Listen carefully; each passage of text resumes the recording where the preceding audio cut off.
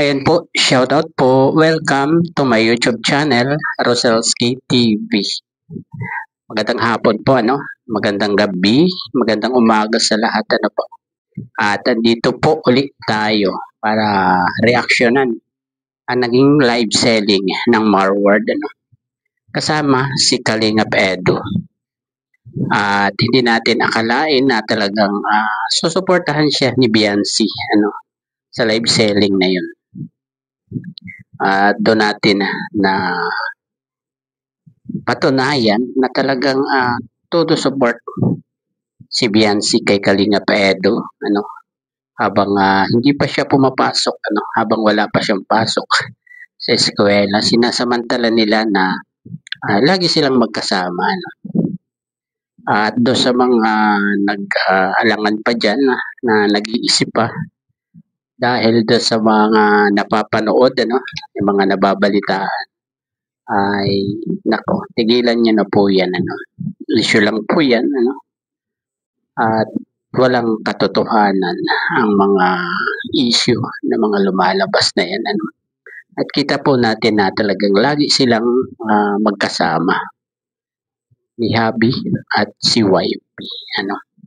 At ito po ang kaunting clip na kinuha natin, ano, sa live selling nila. Ito po, panoorin po natin.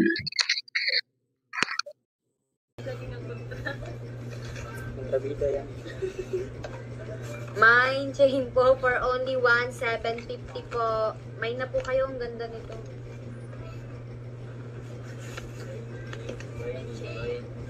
May na po kayo, last item na po ito. Last item. Yeah. Ano po siya, necklace sa capo bracelet. For only 1,750 Yes. pesos. Po. Kakantangit si Kapitana nagmay si kapitana. Grabe. Yes, ay Ate Grace. Pambira. Hindi nakatiis si kapitana, oh. Yes. Shout out sa'yo, Ate Grace.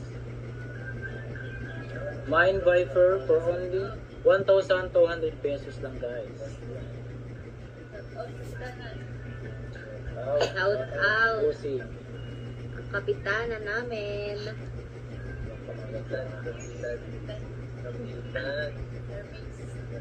Normaze, solid Normaze.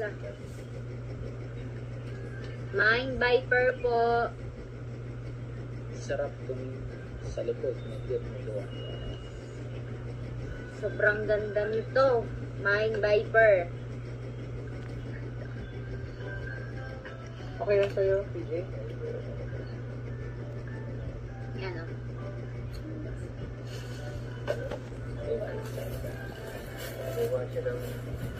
Nakuha siya. Natuklaw siya ng Viper. Yan. Bilangin mo nila ano. Bilangin mo Viper. Yung sa kamay hiwalay sa pan. Okay po, Viper 1,200. Sa YouTube, ito po mga miners. Kalingap JJ, 2 pieces. Elena Hauscher, Wayne, FC Hair TV. Thank you. Thank you po. Saan yun na? For Punahan nila. only 450 po. Mine white. Mine white po for only 450 po. Ganda, no? Mine white for only Yes. 450.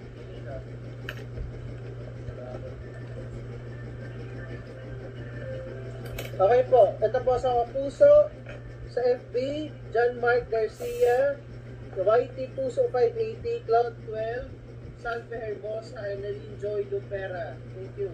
Thank you po. Sa mga miners. At ayun po, ano, napanood po natin kung anong ginagawa ng dalawa sa likuran, ano. Talagang kulitan sila doon sa likod. At yung ibang nandoon sa live na yon, sa live selling, parang yung dalawa na lang yung pinapanood doon sa huli, di ba? Sa likuran ng dalawang nagla-live selling, ano. At nakabasa rin tayo ng ibang mga comment doon na katutok sa dalawa na nasa likod. Hindi na sila makapag-mine, di ba? Nahuhuli. Kung ganito naman ang ating napapanood, parang may EDC.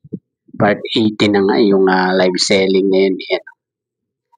At tungkol naman dun sa upload ni Kalinga Prab na nawala bigla, siguro nga nagkaroon lang ng konting problema, At sabi nga ni Kalinga Prab dun sa live ni Kalampitos, nagkamali si Kakay ng pag-upload.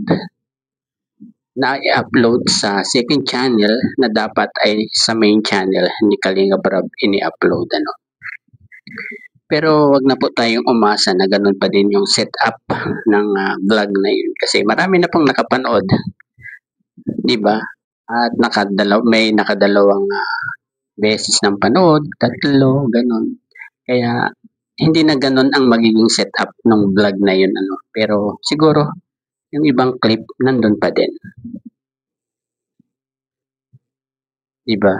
At ayun.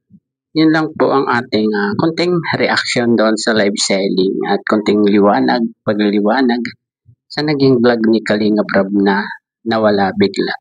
Ayun, hanggang dito na lamang po bago po tayo magtapos. Pakisupport po ang ama ng Kalingap, Kuya Bal Santos Matubang, Ate Eta Vlogs at Kalinga Prab. Hanggang sa muli pong pag-vlog. Bye-bye po and God bless po sa lahat.